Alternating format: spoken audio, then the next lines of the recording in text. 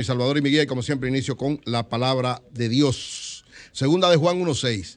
En esto consiste el amor, en que pongamos en práctica sus mandamientos, y este es el mandamiento, que vivan en este amor tal como se ha escuchado desde el principio. El amor debe ser siempre todo lo que vemos, a todos los que están a nuestro alrededor, incluido a los que nos hacen daño, como nos enseñó Jesús. Miren, en el día de ayer estuve visitando al embajador de la República Popular China, el señor San Run. Le agradezco a él y al encargado de asuntos políticos y director de prensa de la embajada, a Zhu Tiefei, por haberme recibido, haber conversado. Tuvimos una amplia conversación sobre diversos tópicos, especialmente los tópicos de lo que tiene que ver con la relación con República Dominicana y las perspectivas de la República Popular China de cara al aumento de las relaciones comerciales entre nuestros dos países. En un primer momento, al conversar con el embajador, le expresé de manera personal y de alguna manera le decía, representando a una gran parte del pueblo dominicano, el agradecimiento por la actitud solidaria que ha tenido la República Popular China con la República Dominicana.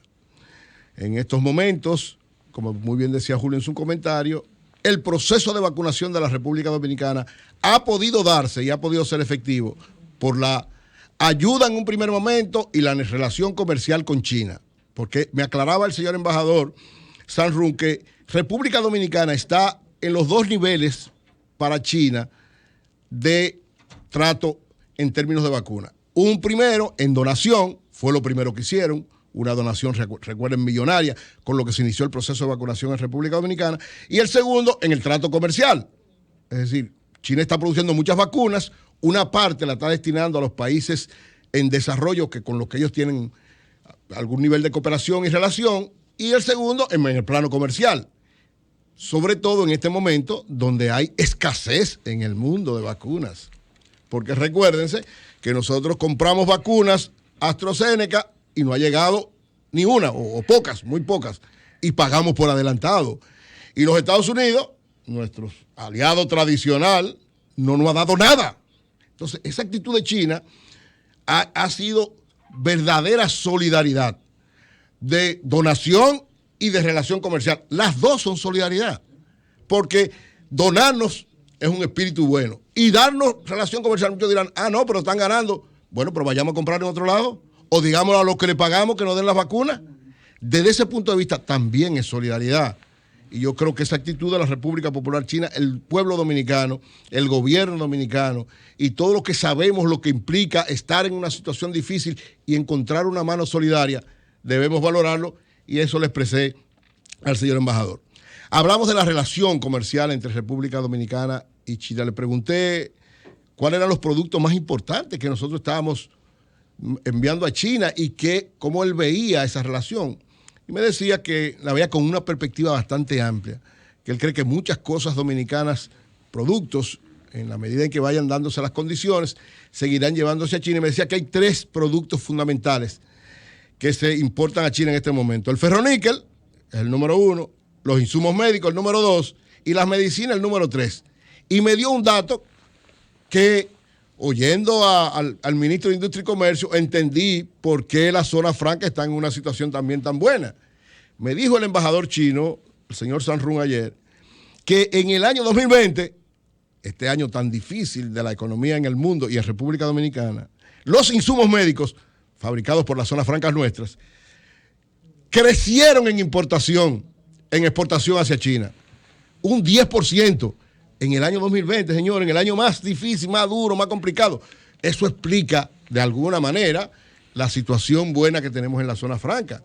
Un mercado como el chino sigue vigente, sigue bueno, y en medio de la pandemia y de la crisis económica se incrementa. Entonces él decía, con esa orientación, ahora que la economía china nuevamente ha empezado su proceso de recuperación, hay muy buenas perspectivas para la República Dominicana. Y me daba unos datos, le preguntaba sobre la economía china, porque el mundo, de alguna manera, valga la redundancia, está caminando al ritmo que camina la economía china. Me decía que más o menos el 30% de la economía del mundo es movido de manera casi directa por la economía china. Y me daba estos datos el señor embajador. Me decía que el primer trimestre del 2020, el primer trimestre, recuérdense que era la etapa más difícil por la pandemia que se había desarrollado a final del 2019, precisamente en China, en Wuhan, y que ese primer trimestre fue nefasto para la economía china. Tuvo un decrecimiento de alrededor de un menos 6%, una economía que venía creciendo 15 años consecutivos por encima de un 10%. Ese primer trimestre del 2020 fue mortífero, menos 6%. Sin embargo, el año terminó, dice que los chinos inmediatamente empezaron a resolver el problema, la vacunación, todas las medidas que tomaron. El año 2020, que prácticamente casi nadie creció en el mundo, la economía china creció 2.3%. Pero oigan esto, el primer trimestre del año pasado, del 2020, se decreció un menos 6%. Pues este primer trimestre del 2021, me decía ayer el señor embajador de China, Zhang Run, la economía china creció un 18% en este primer trimestre del 2021. Es decir, empezó la recuperación, muy importante para el mundo, y la perspectiva es de que la economía china vuelva a crecer a final de este año, en el 2021, entre un 6 y un 8%, que es muy importante para el mundo y muy importante para la República Dominicana, señores, porque miren cómo son las cosas. Digo yo, ¿verdad? Como son las cosas de Dios. Muchos dirán, no, Dios no tiene nada que ver. Bueno, Dios siempre tiene que ver desde mi punto de vista, pero miren cómo son las cosas. Restablecimos las relaciones con China. Bueno, el 6 de mayo se cumplen 3 años de haber restablecido las relaciones con China. Logramos restablecer las relaciones con China justo antes de la pandemia. Nadie sabía que venía una pandemia, pero hubo una visión de parte del gobierno anterior, del presidente Medina, de buscar para la economía dominicana, como la economía dominicana tenía tanto tiempo creciendo, iba a llegar un momento donde tenía que bajar, porque las cosas crecen, en un momento viene una situación complicada. Esa fue la visión que hubo. ¿Por qué? Porque el mercado más importante del mundo ahora mismo, el mercado para tú poner un producto es el chino. 1.400 millones de personas consumiendo. Entonces, es una economía que además tiene una solidez, tiene una serie de elementos importantes. Teníamos que tener relaciones con ellos, sin perder nuestra relación con los Estados Unidos. Pero ese es el mercado a conquistar. Incluso le pregunté al señor embajador, ahora es muy difícil hablar de turismo, muy difícil por la situación, porque todavía incluso en China el que sale tiene complicaciones cuando llega. Me decía él, todavía el turismo no puede desarrollarse mucho porque el que sale tiene que durar una cuarentena. Entonces todavía hay limitaciones. Pero me dice que la perspectiva cuando volvamos a la normalidad es que una gran cantidad de turistas chinos puedan venir a República Dominicana. Y me daba este dato que yo no sabía. Yo siempre he dicho que esa es una de las visiones importantes que puede haber, porque China es el país que más turistas manda al mundo. El que más turistas manda al mundo. Incluido, ¿verdad? América, Europa, África, todo.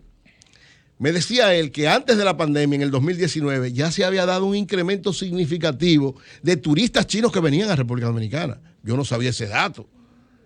Incluso me dijo que ya a final del 2019, China era uno de los países que estaba enviando relativamente mayor cantidad de turistas hacia el Caribe, incluida República Dominicana, que Europa. Oigan esto. Es decir, la perspectiva que hay importante cuando las cosas vuelvan a la normalidad también en ese aspecto.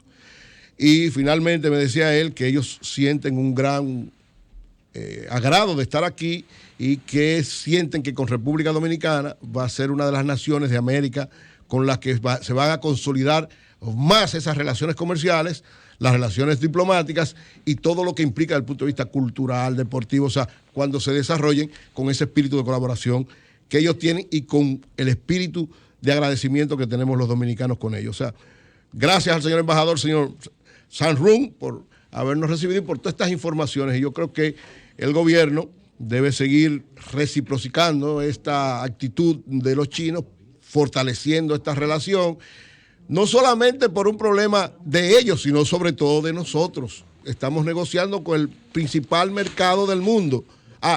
La última información que me daba, que se creó ya una Cámara de Comercio Dominico-China que va a ampliar esas relaciones.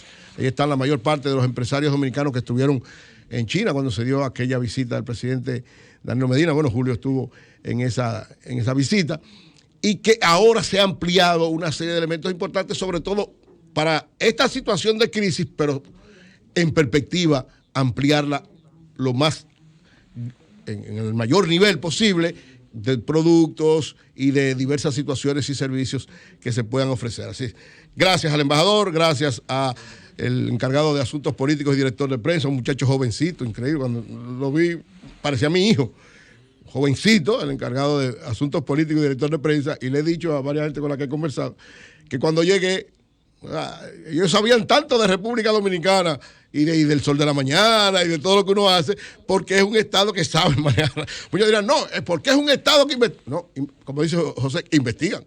O sea, saben lo que es. Y yo conversaba con ellos, los tres que nos recibieron, el señor embajador, el señor encargado de asuntos de negocios y el asistente de él, los tres con un perfecto español.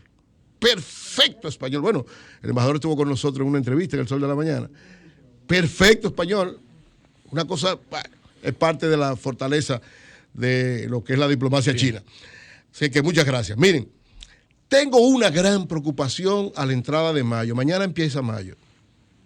En esta semana anunció el ministro de Economía, Planificación y Desarrollo que terminan las ayudas sociales. Y eso es grave. Sobre todo, dijo, la última, quédate en casa, de los fases, van a ser eliminados a partir de abril. Han dicho que los van a reestructurar, que lo han llevado por otro lado, pero miren cómo que lo están reestructurando. En quédate en casa, se le daba 5,000 pesos a las personas, cuando ellos subieron lo llevaron a 2,200 y ahora no le van a dar nada. Supuestamente lo mandan a otro de los sistemas de ayuda normal.